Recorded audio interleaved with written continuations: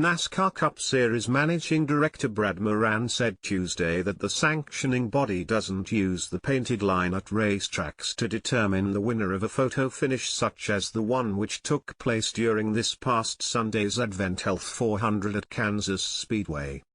Moran, speaking on SiriusXM NASCAR Radio, explained that NASCAR has a laser line that is pencil thin it uses for photo finishes at the checkered line.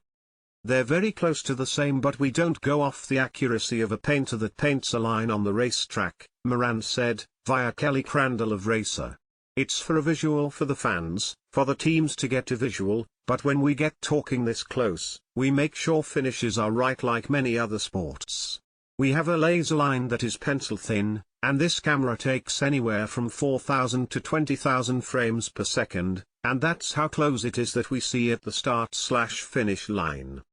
There are obviously different textures in the asphalt and concrete, and by means is that line, not that it was out by a lot or anything like that, but we obviously have a much tighter tolerance on who wins a Cup Series race or any race for that matter in NASCAR.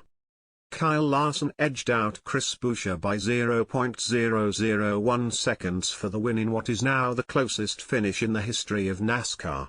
After the race, NASCAR released its high-speed camera image on X showing a red line and a black line.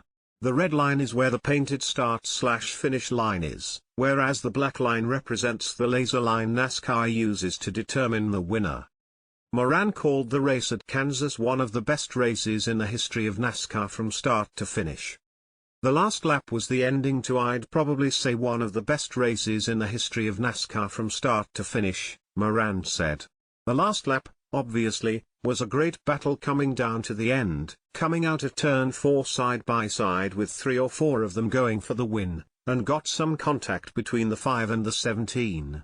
A great job by both Kyle Larson and Chris Buescher to keep them straight, keep them going in the right direction.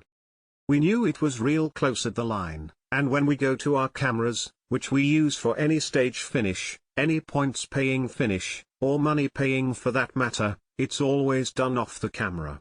It showed, Larson, got him by, well, we all know, 0.001s, which is the closest finish in history.